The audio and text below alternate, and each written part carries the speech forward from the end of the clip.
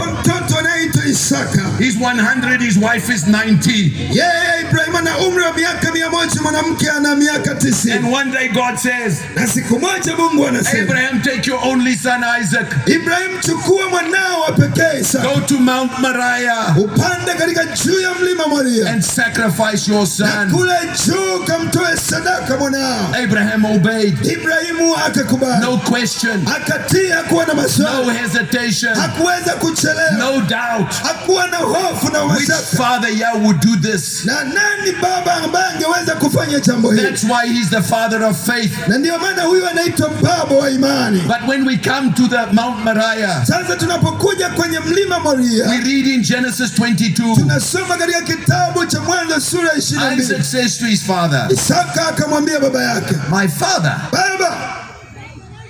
Here am I, my son. Niko hapa mwanao. Behold the fire.